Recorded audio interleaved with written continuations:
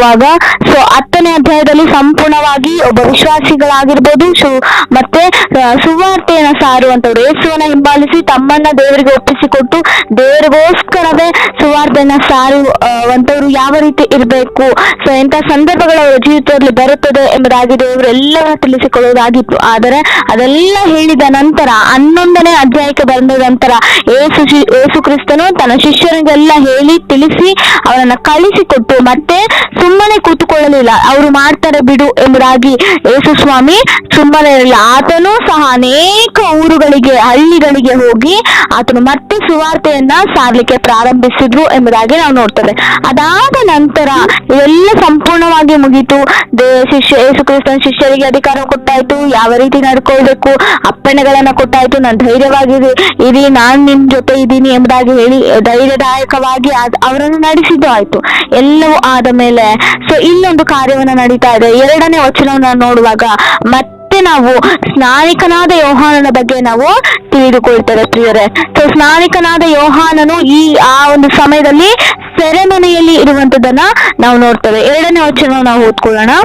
ಯೋಹಾನನು ಕ್ರಿಸ್ತನ ಕಾರ್ಯಗಳ ಸುದ್ದಿಯನ್ನು ಸೆರೆಮನೆಯಲ್ಲಿ ಕೇಳಿ ಆತನ ಬಳಿಗೆ ಶಿಷ್ಯರನ್ನ ಕಳುಹಿಸಿ, ಬರಬೇಕಾದವನು ನೀನು, ನಾವು ಬೇರೊಬ್ಬನ ದಾರಿಯನ್ನು ನೋಡಬೇಕು ಎಂದು ಕೇಳಿಸಿದನು. ಸೊ ಯೋಹಾನನು ಹೆರೋದನು ಯೋಹಾನನು ಸುವಾರ್ತೆಯನ್ನು ಸಾರ್ತಾನೆ ಮತ್ತೊಂದು ವಿಚಾರವಾಗಿ ಆತನನ್ನ ಸೆರೆಮನೆಗೆ ಹಾಕಿದ್ದಾರೆ. ಸೊ ಸೆರೆಮನೆ ಹಾಕಿದ ನಂತರ ಸೊ ಯೋಹಾನನು ಆಲೋಚನೆಯನ್ನ ಮಾಡ್ತಾ ಇದ್ದಾನೆ. ಮೊದಲನೇದಾಗಿ ನಾವು ನೋಡೋದಾದ್ರೆ ಯೇಸು ಕ್ರಿಸ್ತನ ವಿಚಾರವಾಗಿಯೂ ಪರಲೋಕ ರಾಜ್ಯ ಸಮೀಪವಾಯಿತು, ಸೊ ಮೆಸ್ಸಯ್ಯನು ಬರ್ತಾ ಇದ್ದಾನೆ, ಆತನ ದಾರಿಗಳನ್ನ ಸಿದ್ಧ ಮಾಡ್ರಿ, ನಿಮ್ಮನ್ನ ನೀವು ಸಿದ್ಧಪಡಿಸ್ಕೊಳ್ಳಿ ಎಂಬುದಾಗಿ ಮೊದಲನೇದಾಗಿ ಸುವಾರ್ತೆಯನ್ನ ತೆಗೆದುಕೊಂಡು ಜನರ ಸಮೂಹಕ್ಕೆ ಬಂದಿದ್ದೆ ಸ್ನಾನಿಕನಾದ ಯೋಹಾನನು. ಆತನು ಅರಣ್ಯಗಳಲ್ಲಿ ವಾಸಿಸಿದರು.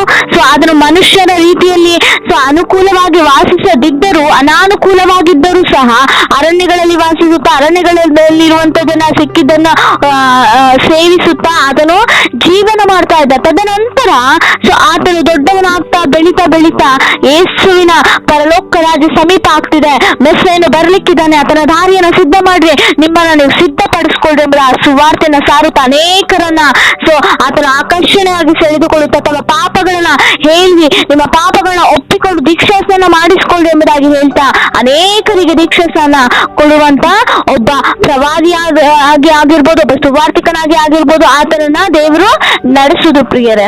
ಸೊ ಅದಾದ ನಂತರ ಯೋಹಾನನು ಒಂದು ಸಂದರ್ಭ ಎದುರಾಗಿದೆ ಆತನಿಗೆ. ಆತನು ಸೆರೆಮನೆಯಲ್ಲಿದ್ದಾನೆ. ಆತನು ನೆನೆಸಿದ ಯೇಸು ಕ್ರಿಸ್ತನೇ ಮೆಸ್ಸಯ್ಯನು ಎಂಬುದಾಗಿ. ಆದ್ರೆ ನೆನೆಸುವಾಗ ನಾನು ಇನ್ನೂ ಸೆರೆಮನೆಯಲ್ಲಿದ್ದೇನೆ, ಇಷ್ಟು ದಿನಗಳಾಗಿದೆ ಸೆರೆಮನೆಗೆ ಬಂದು, ನಿಜವಾಗಿ ಯೇಸು ಕ್ರಿಸ್ತನು ಮೆಸ್ಸಯ್ಯನು ಆಗಿದ್ದರೆ ಸೊ ಆತನನ್ನು ಬಂದು ಬಿಡಿಸ್ಕೊಂಡು ಹೋಗ್ತಾ ಇರ್ಬೋದಾಗಿತ್ತಲ್ಲ ಎಂಬುದಾಗಿ. ಯಾಕಂದ್ರೆ ಆತನ ಈ ಲೋಕಕ್ಕೆ ತನ್ನ ರಾಜ್ಯವನ್ನು ಸ್ಥಾಪನೆ ಮಾಡ್ಲಿಕ್ಕೆ ಬಂದಿದ್ದಾನೆ, ಅದರೊಬ್ಬ ರಾಜಾದಿರಾಜನಾಗಿದ್ದಾನೆ ಎಂಬುದಾಗಿ ಯೋಹಾನನು ಅಂದುಕೊಂಡಿದ್ದ ಪ್ರಿಯರೇ. ಅಂದುಕೊಂಡು ಆತ ಯೋಚನೆ ಮಾಡ್ತಾ ಇದ್ದಾನೆ, ನಾನು ಇಷ್ಟು ದಿನ ಆಯ್ತಲ್ಲ ಯೇಸು ಕ್ರಿಸ್ತನು ಮೆಸ್ಸಯ್ಯನಾಗಿದೆ, ಬರ್ಬೋದಾಗಿತ್ತಲ್ಲ ನನ್ನ ಬಳಿಯಲ್ಲಿ, ನನ್ನ ಬಿಡಿಸ್ಕೊಂಡು ಹೋಗ್ಬೋದಾಗಿತ್ತಲ್ಲ, ಯಾಕೆ ಇದನ್ನು ಕುರುಡರ ಬಳಿ, ಕುಂಟರ ಬಳಿ, ಸೊ ದೀನರ ಬಳಿ, ದರಿದ್ರರ ಬಳಿ, ಬಡವರ ಬಳಿ ಇದ್ದಾನೆ ಎಂಬುದಾಗಿ ಆತನಿಗೆ ಅರ್ಥ ಆಗ್ತಾ ಇದೆ ಪ್ರಿಯರೇ. ಸೊ ಒಬ್ಬ ರಾಜ್ಯನು ತನ್ನ ರಾಜ್ಯವನ್ನು ಸ್ಥಾಪನೆ ಮಾಡ್ಬೇಕು ಅಂದ್ರೆ ಸೊ ಆತನು ಒಬ್ಬ ರಾಜ್ಯಾಧಿಕಾರಿಯಾಗಿ ಇರ್ಬೇಕಾಗಿತ್ತಲ್ಲ ಎಂಬುದಾಗಿ ಆತನ ಒಂದು ಊಹೆಯಲ್ಲಿ ಆತನು ಇದ್ದಾನೆ ಯೋಹಾನನು. ಯಾಕಂದ್ರೆ ಆತನ ಆಲೋಚನೆ, ಆತನ ಮಾಡ್ತಿರುವಂತ ಒಂದು ಸಂದರ್ಭ, ಆತನ ಆ ರೀತಿ ಆಲೋಚನೆ ಮಾಡ್ಬೇಕಂದ್ರೆ ಒಂದು ಸಂದರ್ಭ ಇದೆ. ಯಾಕೆ ಗೊತ್ತಾ, ಅದು ಸೆರೆಮನೆಯಲ್ಲಿ ಇದ್ದಾನೆ. ಆ ಸೆರೆಮನೆಯಲ್ಲಿ ಆತನು ಸೊ ಯಾವ ರೀತಿ ಆಲೋಚನೆ ಮಾಡ್ತಾ ಇದ್ದಾನೆ ಎಂಬುದಾಗಿ ಸೊ ನಾವು ಆಲೋಚನೆಯನ್ನ ನಾವು ಸಹ ಮಾಡ್ಬೇಕಾಗಿದೆ. ಆತನು ನಾರ್ಮಲ್ ಆಗಿ ಎಲ್ಲರಿಗೂ ಸುವಾರ್ತೆ ಸಾರ್ಥ ದೀಕ್ಷಾ ಸ್ಥಾನವನ್ನ ಕೊಡ್ತಾ ಇದ್ರೆ ಅದೊಂದು ಡಿಫ್ರೆಂಟ್ ಥಿಂಗ್ ಆಗ್ತಾ ಇತ್ತು ಆತನ ಆಲೋಚನೆ ಮಾಡೋದ್ರಲ್ಲಿ. ಬಟ್ ಆದರೆ ಸೊ ಆತನು ಈಗ ಇರುವಂತದ್ದು ಸೆರೆಮನೆಯಲ್ಲಿದ್ದಾನೆ ಪ್ರಿಯರೇ. ಆ ಸೆರೆಮನೆಯಿಂದ ಆತನಿಗೆ ಒಂದು ಬಿಡುಗಡೆ ಬೇಕಾಗಿದೆ. ಯಾವಾಗೂ ಆತನ ಒಂದು ಸೆರೆಮನೆ ಅನುಭವ ಆಗ್ಲಿಲ್ಲ. ಸೊ ಆ ಸೆರೆಮನೆ ಒಂದು ಬಿಡುಗಡೆ ಬೇಕು. ಆತನು ಇನ್ನೂ ಅನೇಕರಿಗೆ ಸುವಾರ್ತೆನ ಸಾರಿ ಅನೇಕರಿಗೆ ದೀಕ್ಷಾಸ್ನಾನ ಕೊಟ್ಟು ಅನೇಕರನ್ನ ಅವ್ರು ಮಾಡಿದ ಪಾಪಗಳಿಂದ ಸೊ ಒಂದು ಮೆಟ್ಟಿಲು ಮೇಲನ್ನ ಮೇಲೆ ದೇವರ ಸಮ್ಮುಖಕ್ಕೆ ಬರಲಿಕ್ಕೆ ಆತನು ಕಾರ್ಯವನ್ನ ಮಾಡ್ಬೇಕಾಗಿದೆ. ಆದರೆ ಆತನು ಈಗ ಇರುವಂತದ್ದು ಸೆರೆಮನೆಯಲ್ಲಿ. ಆತನು ಯೋಚಿಸ್ತಾ ಇದ್ದಾನೆ, ನಾನು ಇಷ್ಟು ದಿನ ಆಯ್ತು ಸೆರೆಮನೆಗೆ ಬಂದು ನಿಜವಾದ ಮೆಸ್ಸೇನು ಆತನೇ ಆಗಿದ್ರೆ ನಾನು ಬಿಡಿಸಿಕೊಂಡು ಹೋಗ್ತಾ ಇದ್ನಲ್ಲ. ಆತನ ಯೇಸು ಕ್ರಿಸ್ತನ ಕುರಿತಾಗಿ ಎಷ್ಟು ಒಳ್ಳೆ ಸಾಕ್ಷ್ಯನ ಹೇಳ್ತಾನೆ, ನಾನು ಮುಖ್ಯವಲ್ಲ, ನನ್ನ ಹಿಂದೆ ಬರುವ ಆತನು ಶಕ್ತನಾಗಿದ್ದಾನೆ, ನಾನಾದರೂ ನೀನೇ ಈಗ ದೀಕ್ಷಿಸನ್ನು ಕೊಡ್ತಾ ಇದ್ದೇನೆ. ಆದರೆ ಆತನು ಆತ್ಮದಿಂದಲೂ ಬೆಂಕಿಯಿಂದಲೂ ಅಗ್ನಿಯಿಂದಲೂ ಆತನ ನಿಮಗೆ ದೀಕ್ಷಾ ಸ್ನಾನ ಕೊಡುವ ಆತನು ಆತನ ಪಾದದ ಧೂಳಿಗೂ ಸಹ ನಾನು ಸಮಾನನಲ್ಲ ಎಂಬುದಾಗಿ ಸ್ನಾನಿಕನಾದ ಯೋಹಾನನು ಹೇಳುವಂತ ಮಾತುಗಳನ್ನು ಸಹ ನಾವು ಕೇಳಿದ್ದೇವೆ. ಆದರೆ ಈಗ ಆಲೋಚನೆ ಆಗ್ತಾ ಇದೆ, ಸೊ ನಾನು ಇಷ್ಟು ದಿನ ಆಯ್ತಲ್ಲ, ಮೆಸ್ಸೇನು ಬರ್ಬೇಕಾಗಿತ್ತಲ್ಲ, ನನ್ನನ್ನು ಬಿಡಿಸ್ಕೊಂಡು ಹೋಗ್ಬೋದಾಗಿತ್ತಲ್ಲ, ಸೊ ಯಾಕೆ ಇನ್ನೂ ಬರ್ಲಿಲ್ಲ? ಆದರೆ ಈತನ ಮೆಸ್ಸೇನಲ್ಲವಾ ಅಂತ ಆಲೋಚನೆ ಮಾಡಿ ತನ್ನ ಶಿಷ್ಯರನ್ನ ಕರೀತಾ ಇದ್ದಾನೆ ಯೋಹಾನನು.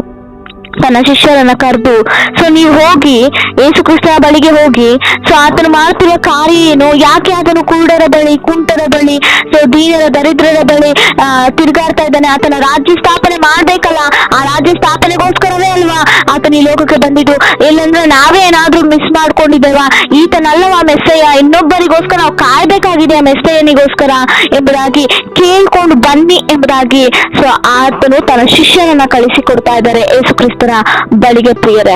ಸೊ ಯೇಸು ಕ್ರಿಸ್ತನ ಬಳಿಗೆ ಶಿಷ್ಯರು ಬರ್ತಾ ಇದ್ದಾರೆ. ಸೊ ಅದನ್ನ ನಾವು ನೋಡ್ತಾ ಇದ್ದೇವೆ. 3ನೇ ವಚನವನ್ನ ನಾವು ನೋಡೋದಾದ್ರೆ, ಸೊ ಆತನು ಹೇಳ್ತಾ ಇದ್ದಾನೆ, ಯೋಹಾನನು ತನ್ನ ಶಿಷ್ಯರಿಗೆ, ಹೋಗಿ ಯೇಸು ಕ್ರಿಸ್ತನ ಬಳಿಗೆ ಹೋಗಿ, ಸೊ ಕೇಳ್ರಿ ನೀವು, ಸೊ ಬರಬೇಕಾದವು ನೀನು, ಇಲ್ಲಾಂದ್ರೆ ಬೇರೆ ಯಾರಿಗಾದ್ರೂ ನಾವು ಕಾಯ್ಬೇಕಾ? ಮೆಸ್ಸೇನು ನೀನಾ, ಇಲ್ಲಾಂದ್ರೆ ಬೇರೆ ಯಾರು ಇದಾರಾ ಎಂಬುದಾಗಿ ನೀವು ಕೇಳ್ಕೊಂಡ್ ಬನ್ನಿ ಎಂಬುದಾಗಿ ಅಲ್ಲಿ ಯೋಹಾನನು ಶಿಷ್ಯರಿಗೆ ಹೇಳುವಂತದ್ದನ್ನ ನಾವು ನೋಡ್ತೇವೆ. ಶಿಷ್ಯರು ಬರ್ತಾ ಇದ್ದಾರೆ. ಆತನು ಅವರಿಗೆ ಪ್ರತ್ಯುತ್ತರವಾಗಿ, ಕುರುಡರಿಗೆ ಕಣ್ಣು ಬರುತ್ತದೆ, ಕುಂಟರಿಗೆ ಕಾಲು ಬರುತ್ತವೆ, ಕುಷ್ಠರೋಗಿಗಳು ಶುದ್ಧರಾಗುತ್ತಾರೆ, ಕಿವುಡರಿಗೆ ಕಿವಿ ಬರುತ್ತದೆ, ಸತ್ತವರು ಜೀವವನ್ನ ಹೊಂದುತ್ತಾರೆ, ಬಡವರಿಗೆ ಸುವಾರ್ತೆ ಸಾರಲ್ಪಡುತ್ತದೆ, ನೀವು ಹೋಗಿ ಕಂಡು ಕೇಳುವವುಗಳನ್ನ ಯೋಹಾನನಿಗೆ ತಿಳಿಸಿರಿ ಎಂಬುದಾಗಿ ಯೇಸು ಕ್ರಿಸ್ತನು ಸಹ ಹೇಳ್ತಾರೆ. ಇಲ್ಲಿ ಒಂದು ವಿಚಾರವನ್ನ ನಾವು ಅರ್ಥ ಮಾಡ್ಕೊಳ್ಬೇಕು. ಯೋಹಾನನು ಒಂದು ಡೌಟ್ ಆಗಿ, ಒಂದು ಅನುಮಾನಾಸ್ಪದವಾದ ಒಂದು ಕಾರ್ಯಗಳಿಗೆ ಒಳಗೊಟ್ಟು ತನ್ನನ್ನ ಸೊ ಈ ರೀತಿಯಾಗಿ ಮಾತನಾಡುವುದನ್ನ ನಾವು ನೋಡ್ತೇವೆ. ಸೊ ಮೆಸ್ಸಯ್ಯನು ಯಾಕೆ ಕುರುಡರ ಬಳಿ, ಕುಂಟರ ಬಳಿ, ದೀನರ ಬಳಿ, ದರಿದ್ರರ ಬಳಿ ಹೆಚ್ಚಾಗಿ ಯಾಕೆ ಅವ್ರ ಹತ್ರನೇ ಹೆಚ್ಚು ಟೈಮ್ ಸ್ಪೆಂಡ್ ಮಾಡ್ತಾ ಇದ್ದಾನೆ? ಸೊ ಮೆಸ್ಸಯ್ಯ ತನ್ನ ರಾಜ್ಯವನ್ನು ಸ್ಥಾಪನೆ ಮಾಡ್ಬೇಕಲ್ಲ, ರಾಜ್ಯನೊಟ್ಟಿಗೆ ಅಲ್ವಾ ಆತನು ತನ್ನ ರಾಜ್ಯವನ್ನು ಸ್ಥಾಪನೆ ಮಾಡ್ಲಿಕ್ಕೆ ಬರ್ಬೇಕಾದದ್ದು. ಸೊ ಇವರೊಟ್ಟಿಗೆ ಯಾಕೆ ಇದ್ದಾನೆ? ನಿಜವಾದ ಮೆಸ್ಸೇನು ಈತನಾದ್ರೆ ಸೊ ಯಾಕೆ ಇಂತಹ ಕಾರ್ಯಗಳನ್ನ ಮಾಡ್ತಾನೆ ಎಂಬುದಾಗಿ. ಆದರೆ ಸೊ ದೇವರು ಯಾವ ಒಂದು ವಿಚಾರವಾಗಿ ಯೋಹಾನನು ಡೌಟ್ ಆಗಿ ನೀನಾ ಅಥವಾ ಇನ್ನೊಬ್ಬರಿಗೋಸ್ಕರ ನಾವು ಕಾಯ್ಬೇಕಾ ಎಂಬುದಾಗಿ ಕಳಿಸಿಕೊಟ್ರು, ಒಂದು ಡೌಟ್ಫುಲ್ ಆಗಿ ಅದೇ ಡೌಟ್ ಮತ್ತೆ ಶಿಷ್ಯರ ಹತ್ರ ಹೇಳಿ ಕಳಿಸ್ತಾ ಇದ್ದಾನೆ ಪ್ರಿಯರೇ. ಸೊ ಮೆಸ್ಸಯ್ಯನಾಗಿದ್ರೆ ನಾನು ಬಿಡಿಸ್ಕೊಂಡು ಹೋಗ್ಬೋದಾಗಿತ್ತಲ್ವಾ ಎಂಬುದಾಗಿ ಯೋಹಾನ ಕೇಳುವಾಗ ಮತ್ತೆ ಯೋಹಾನಿಗೆ ಅದೇ ಆನ್ಸರ್, ಏನೆಲ್ಲ ಡೌಟ್ ಆಗಿ ಆ ಶಿಷ್ಯರಿಗೆ ಹೇಳಿ ಕಳಿಸಿದ್ನೋ ಅದೇ ಡೌಟ್ ಆನ್ಸರನ್ನೇ ಮತ್ತೆ ತಿರುಗಿ ಯೇಸು ಕ್ರಿಸ್ತನು ಹೇಳುವಂತದ್ದನ್ನ ಸೊ ನಾವು ಹೇಳಿ ಕಳಿಸುವಂತದ್ದನ್ನ ನಾವು ನೋಡ್ತೇವೆ. ಯಾಕೆ ಯೇಸು ಕ್ರಿಸ್ತನು ಆ ಮಾತುಗಳನ್ನ ಹಾಡಿರ್ಬೋದು ಗೊತ್ತಾ? ಸೊ ಯೋಹಾನನು ಧರ್ಮಶಾಸ್ತ್ರವನ್ನು ಚೆನ್ನಾಗಿ ಬಲ್ಲಾತನಾಗಿದ್ದ, ಧರ್ಮಶಾಸ್ತ್ರನ ಓದಿದವನಂತಾಗಿದ್ದ. ಅದಕ್ಕೋಸ್ಕರವೇ ಅಲ್ಲಿ ಪರಿಸಾಯರು ಬಂದಾಗ, ಸದ್ದುಕಾಯರು ಯೋಹಾನನು ಅನೇಕರಿಗೆ ಬೋಧನೆ ಮಾಡುವಾಗ ಪರಿಸಾಯರು ಸದ್ದುಕಾಯರು ಸಹ ಅರಣ್ಯದ ಅಲ್ಲಿ ಯೋರ್ದಾನ್ ಹೊಳೆಯದ ಹತ್ರ ಬರ್ತಾರೆ. ಬಂದು ಆತನಿಗೆ ವಿರುದ್ಧವಾಗಿ ಮನಸ್ಸಿನಲ್ಲಿ ಅಂದುಕೊಳ್ಳುವಾಗ ಆತನು ಹೇಳ್ತಾನೆ, ಎಲೆ ಸರ್ಪ ಜಾತಿಯವರೇ, ಸೊ ನೀವ್ ಯಾಕೆ ವೇಷಧಾರಿಗಳಾಗಿ ಜೀವಿಸ್ತಾ ಇದ್ದೀರಾ? ನೀವು ಮಾಡುವಂತದ್ದೇನು? ಸೊ ನೀವು ಒಳಗೆ ಮಾಡುವಂತದ್ದೇನು, ಹೊರಗೆ ತೋರಿಸುವಂತದ್ದೇನು, ಒಳಗೆ ಅಂದುಕೊಳ್ಳುವಂತದ್ದೇನು, ಆದ್ರೆ ಹೊರಗೆ ಮಾತನಾಡುವಂತದ್ದೇನು? ಸೊ ನೀವು ಧರ್ಮಶಾಸ್ತ್ರವನ್ನು ಓದ್ತಾ ಇದ್ದೀರಾ, ನಾನು ಅಬ್ರಹಾಮ, ಇಸಾಕ, ಯಾಕೋಬರ ಪಿತೃಗಳನ್ನ ಆರಾಧನೆ ಮಾಡ್ತಾ ಇದ್ದೇವೆ, ನಮಗೆ ಸ್ವರ್ಗ ಸಿಗುತ್ತದೆ, ನಮಗೆ ಪರಲೋಕ ರಾಜ್ಯಕ್ಕೆ ಹೋಗಲು ಸುಲಭವಾದ ದಾರಿ ಇದೆ ಎಂಬುದಾಗಿ ನೀವು ಅಂದ್ಕೊಳ್ತಾ ಇದ್ದೀರಾ ಎಂಬುದಾಗಿ ಆತನು ಕ್ವಶನ್ ಸಹ ಮಾಡುವಂತ ಯೋಹಾನನಾಗಿದ್ದ. ಸೊ ಈ ರೀತಿಯಾಗಿ ಅವರಿಗೆ ವಿರುದ್ಧವಾಗಿ ಮಾತನಾಡ್ತಿದ್ದಾನೆ ಈ ಯೋಹಾನನು. ಅಂದ್ರೆ ಆತನು ಬಹಳ ಧರ್ಮಶಾಸ್ತ್ರವನ್ನ ಓದಿ ತಿಳ್ಕೊಳ್ಳುವಂತ ದೇವರ ಸಮ್ಮುಖದಲ್ಲಿ ಆತನು ಸಮಯವನ್ನ ಹೆಚ್ಚಾಗಿ ಕಳೆಯುವಂತ ಒಬ್ಬ ಶಿಷ್ಯನಾಗಿದ್ದೆ ಎಂಬುದಾಗಿ ಹೇಳಿದರು ತಪ್ಪಾಗಲಾರದು ಎಂಬುದಾಗಿ ನಾನು ನೆನೆಸ್ತೇನೆ. ಸೊ ಅದಕ್ಕೋಸ್ಕರವೇ ಯೇಸು ಕ್ರಿಸ್ತನು ಯೋಹಾನಿಗೆ ಮತ್ತೆ ಆತನು ಓದಿದಂತ, ಆತನು ಅಧ್ಯಯನ ಮಾಡಿದಂತ ಸೊ ಒಂದು ಕಾರ್ಯಗಳನ್ನ ನೆನಪಿಗೆ ತರ್ಕೋಬೇಕು ಎಂಬುದಾಗಿ ಹೇಳಿಕೊಂಡು ಸೊ ಈ ವಾಕ್ಯವನ್ನ ಸೊ ಮತ್ತೆ ಶಿಷ್ಯರಿಗೆ ಹೇಳಿ ಕಳಿಸ್ತಾ ಇದ್ದಾರೆ.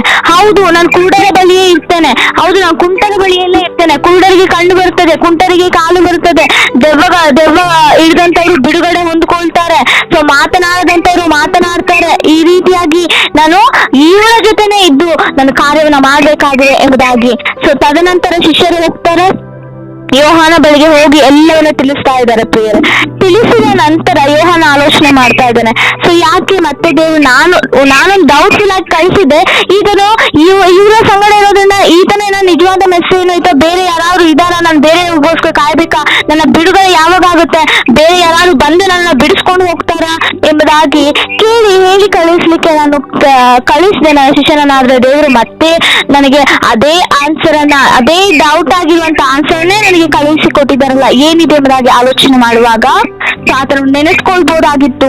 ಸೊ ಆತನು ಧರ್ಮಶಾಸ್ತ್ರದಲ್ಲಿ ಈತನ ಕುರಿತು, ಮೆಸ್ಸೇಯನ ಕುರಿತು ಏನು ಬರೆದಿದೆ ಎಂಬುದಾಗಿ ನಾವು ನೋಡುವಾಗ ಯೆಶಾಯನ ಪ್ರವಾದನ ಗ್ರಂಥ 35ನೇ ಅಧ್ಯಾಯ 5ನೇ ವಚನವನ್ನ ನಾವು ಓದುವಾಗ ಅಲ್ಲಿ ಬರೆದಿರುವಂತದನ್ನ ನಾವು ನೋಡ್ತೇವೆ. ಮೆಸ್ಸೇಯನು ಯಾವ ರೀತಿ ಇರ್ತಾನೆ, ಯಾವ ರೀತಿ ಇರ್ಬೋದು ಎಂಬುದಾಗಿ ಯೆಶಾಯನ ಬರೆದ ಪ್ರವಾದನ ಗ್ರಂಥ 35ನೇ ಅಧ್ಯಾಯ 5ನೇ ವಚನ ಈ ರೀತಿಯಾಗಿದೆ. ಆಗ ಕುರುಡರ ಕಣ್ಣು ಕಾಣುವುದು, ಕಿರುಡರ ಕಿವಿ ಕೇಳುವುದು, ಕುಂಟನು ಜಿಂಕೆಯಂತೆ ಆರುವನು, ಮೂಕನ ನಾಲಿಗೆಯು ಹರ್ಷ ಧ್ವನಿಗೆಯುವುದು, ಅರಣ್ಯದಲ್ಲಿ ಹೊರತೆಗಳು ಒಡೆಯುವವು, ಒಣ ನೆಲದಲ್ಲಿ ನದಿಗಳು ಹುಟ್ಟಿ ಹರಿಯುವವು, ಬೆಂಗಾಡು ಸರೋವರವಾಗುವುದು. ಸೊ ಈ ರೀತಿಯಾಗಿ ಸೊ ಮೆಸ್ಸೇಯನ ಕುರಿತು ಆತನು ಬಂದಾಗ, ಆತನು ಈ ಲೋಕಕ್ಕೆ ಮೆಸ್ಸೇಯನಾಗಿ ಬಂದಾಗ ಎಂತಹ ಕಾರ್ಯಗಳಿಗೆ ಆತನು ಒಳಗಾಗ್ತಾನೆ ಎಂಬುದಾಗಿ ಸೊ ಅಲ್ಲಿ ಅರ್ಥ ಮಾಡಿಕೊಳ್ಳುವ ಪರಿಸ್ಥಿತಿಯಲ್ಲಿ ಯೋಹಾನರು ಇರ್ಬೇಕಾಗಿತ್ತು. ಮೆಸ್ಸೇಯನು ಬರ್ತಾರೆ ಎಂಬುದಾಗಿ ಮೊಟ್ಟ ಮೊದಲನೇದಾಗಿ ಸುವಾರ್ತೆ ಸಾರುವಂತದ್ದೇ ಸ್ನಾನಿಕನಾದ ಯೋಹಾನ. ಆತನ ಕಾಲಿನ ಧೂಳಿಗಿಂತ ನಾನು ಸಮಾನನಲ್ಲ ಎಂಬುದಾಗಿ ಸುವಾರ್ತೆ ಸಾರುವಂತದ್ದೇ ಸ್ನಾನಿಕನಾದ ಯೋಹಾನ. ಪರಲೋಕ ರಾಜ್ಯವು ಸಮೀಪ ಆಯ್ತು, ಮೆಸ್ಸೇಯನು ಬರ್ತಾ ಇದ್ದಾರೆ, ಅದರ ದಾರಿಗಳನ್ನ ಸಿದ್ಧ ಮಾಡ್ರಿ ಎಂಬುದಾಗಿ ಸಾರುವಂತದ್ದೇ ಸ್ನಾನಿಕನಾದ ಯೋಹಾನ. ಸೊ ಇದೆಲ್ಲವನ್ನ ತಿಳಿದುಕೊಂಡ ಯೋಹಾನನು ಮೆಸ್ಸೇಯನು ಈತನೇ ಎಂಬುದಾಗಿ ತಿಳಿದುಕೊಂಡ ಯೋಹಾನನು ಮತ್ತೆ ಯೇಸು ಕ್ರಿಸ್ತನ ಮೇಲೆ ಯಾಕೆ ಡೌಟ್ ಬಂದಿದೆ ಆತನಿಗೆ ಅಂದ್ರೆ ಒಂದೇ ರೀಸನ್, ಆತನನ್ನ ಬಿಡುಗಡೆ ಮಾಡ್ಕೊಂಡು ಹೋಗ್ಲಿಲ್ಲ. ಮೆಸ್ಸೇಯನಾಗಿದೆ, ನನ್ನ ಬಿಡುಗಡೆ ಈ ಸೆರೆಮನೆಯಿಂದ ನನಗೆ ಬಿಡುಗಡೆ ಮಾಡ್ಕೊಂಡು ಹೋಗ್ತಾ ಇದ್ನಲ್ಲ, ಯಾಕೆ ಹೋಗ್ಲಿಲ್ಲ ಎಂಬುದಾಗಿ. ಆದ್ರೆ ಯೇಸು ಕ್ರಿಸ್ತನಿಗೆ ಗೊತ್ತು ಯೋಹಾನನು ಧರ್ಮಶಾಸ್ತ್ರವನ್ನ ಓದಿದಾನೆ, ಆದ್ರೆ ಆತನು ಸ್ವಲ್ಪ ಮರೆತು ಹೋಗಿದ್ದಾನೆ ಎಂಬುದಾಗಿ. ಮತ್ತೆ ಅದನ್ನ ಜ್ಞಾಪಿಸಲಿಕ್ಕೆ, ಮತ್ತೆ ಅದನ್ನ ಜ್ಞಾಪಕ ಮಾಡ್ಕೊಳ್ಳಿಕ್ಕೆ, ನೆನಪಿನ ಶಕ್ತಿಯನ್ನ ಮಾಡ್ಕೊಳ್ಳಿಕ್ಕೆ ಆತನು ಮತ್ತೆ ಅದೇ ಡೌಟ್ಫುಲ್ ಆದ ಕ್ವಶನ್ ಅನ್ನೇ ಆನ್ಸರ್ ಆಗಿ ಮಾಡಿ ತನ್ನ ಶಿಷ್ಯರಿಗೆ ಹೇಳಿ ಕಳುಹಿಸಿಕೊಡ್ತಾ ಇದ್ದಾರೆ. ತದನಂತರ ಯೋಹಾನನ ಆಲೋಚನೆ ಮಾಡ್ಬೇಕು, ಧರ್ಮಶಾಸ್ತ್ರದಲ್ಲಿ ಮೆಸ್ಸೇಯನ ಬಗ್ಗೆ ಏನು ಬರೆದಿದೆ, ಆತನು ಯಾರ ಸಂಗಡ ಇರ್ತಾನೆ, ಆತನ ರಾಜ್ಯ ಯಾವ ರೀತಿ ಸ್ಥಾಪನೆಗಳನ್ನ ಮಾಡ್ತಾನೆ. ರಾಜ್ಯ ಸ್ಥಾಪನೆ ಅಂದ್ರೆ ಏನೋ ಒಂದು ರಾಜನಾಗಿ ಆತನು ಬರೋದಿಲ್ಲ ಪ್ರಿಯರೇ, ಏನು ರಂಗರಂಗಿನ ಉಡುಗೆ ತೊಡುಗೆಗಳನ್ನ ತೊಡಗಿಸಿಕೊಂಡು ಹೊತ್ಕೊಂಡು ಸೊ ಆ ಸೇನಾಧ್ಯಕ್ಷನಾಗಿ ಆತನು ಈ ಲೋಕಕ್ಕೆ ಬರೋದಲ್ಲ. ಒಬ್ಬ ರಾಜನಾದರೂ ಸಹ ಆತನ ರಾಜ್ಯ ಸ್ಥಾಪನೆಗೋಸ್ಕರ ಆತನೊಬ್ಬ ವಿಧೇಯನಾಗಿ, ಒಬ್ಬ ದೀನನಾಗಿ, ಒಬ್ಬ ಬಡವನಾಗಿ ಈ ಲೋಕಕ್ಕೆ ಬಂದ ಪ್ರಿಯರೇ. ಆತನ ಐಶ್ವರ್ಯವಂತನಾಗಿ ಬಂದಿದ್ರೆ ಸೊ ಈ ರೀತಿಯಾದ ತನ್ನ ರಾಜ್ಯ ಸ್ಥಾಪನೆ ಮಾಡ್ಲಿಕ್ಕೆ ಸಾಧ್ಯವಾಗ್ತಿಲ್ಲ. ಒಂದು ಅರಸನ ಮನೆಯಲ್ಲಿ ಆತನು ಹುಟ್ಟಿ ಬಂದಿದ್ರೆ ಸೊ ಅರಸನು ಕಳಿಸಿ ಕೊಡ್ತಾ ಇಲ್ಲ, ಬಡವರ ಸಂಗಡ ಹೋಗು, ದೀನರ ಸಂಗಡ ಹೋಗು, ಕುರುಡರ ಸಂಗಡ ಕುತ್ಕೋ, ಕುಷ್ಠರೋಗಿಗಳನ್ನ ಮುಟ್ಟಿ ಎಂಬುದಾಗಿ ಅಲ್ಲಿನ ರಾಜನು ಆತನಿಗೆ ಸೊ ಕಳಿಸಿ ಕೊಡ್ತಾನೆ. ಒಂದು ನಿರ್ಬಂಧ ಇರ್ತೈತೆ, ಒಂದು ರಾಜನ ಸಮ್ಮುಖದಲ್ಲಿ ಆತನು ಬಡವನಾಗಿ ಸೊ ಬರ್ದೇ ಇದ್ದಿದ್ರೆ, ಒಬ್ಬ ಅರಸನಾಗಿ ಏನಾದ್ರು ಆತನ ಲೋಕದಲ್ಲಿ ಹುಟ್ಟಿದ್ದಿದ್ರೆ ಸೊ ಅಲ್ಲೇ ಒಂದು ರಾಜ ಸಮ್ಮುಖ ಇರ್ತಿತ್ತು.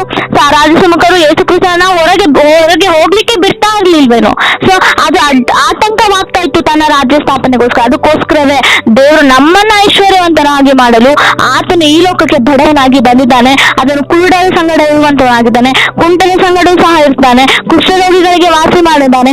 ಈ ರೀತಿಯಾದ ಅದ್ಭುತ ಕಾರ್ಯಗಳನ್ನ ಮಾಡ್ತಾ ಅನೇಕರಿಗೆ ದೇವರ ಸುವಾರ್ತೆಯನ್ನು ಸಾರ್ತಾ ಅನೇಕರನ್ನ ದೇವರ ಪರಲೋಕದ ತಂದೆಯ ಸಮ್ಮುಖಕ್ಕೆ ಎಲ್ಲರನ್ನ ನಡೆಸುವುದಕ್ಕೋಸ್ಕರವೇ ಮೆಸ್ಸೇಯನು ಈ ಲೋಕಕ್ಕೆ ಬಂದಿದ್ದು. ಅದೇ ಆತನ ರಾಜ್ಯ ಸ್ಥಾಪನೆ.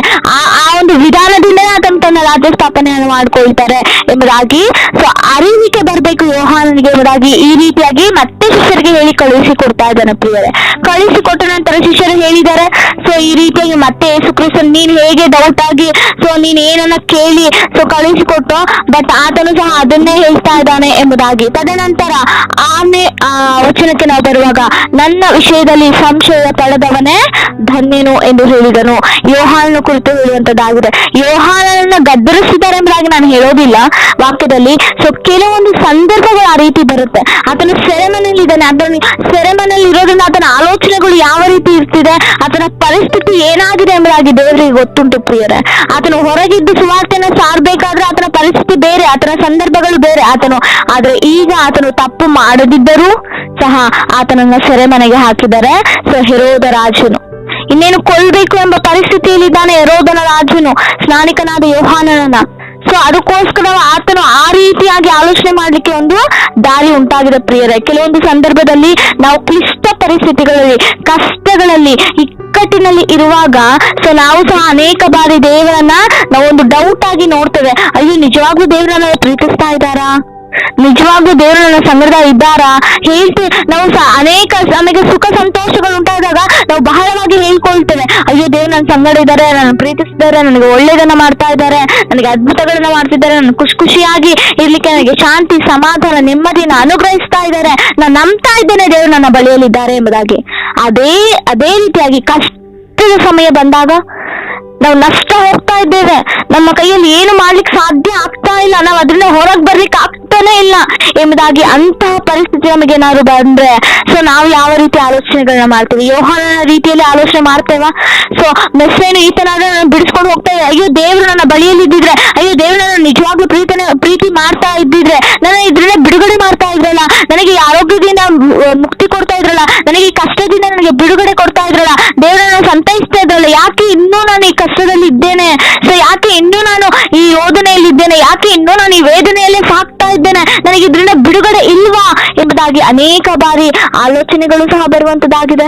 ಏನಕ್ಕಂದ್ರೆ ಅದು ಕಷ್ಟದ ಪರಿಸ್ಥಿತಿ. ಆ ಕಷ್ಟದ ಪರಿಸ್ಥಿತಿಯಲ್ಲಿ ನಮ್ಮ ಆಲೋಚನೆ, ನಾವು ಯಾವ ರೀತಿ ಆಲೋಚನೆ ಮಾಡಿದ್ರೆ ನಮಗೆ ಗೊತ್ತಾಗೋದಿಲ್ಲ ಕೆಲವೊಂದು ಸಂದರ್ಭದಲ್ಲಿ.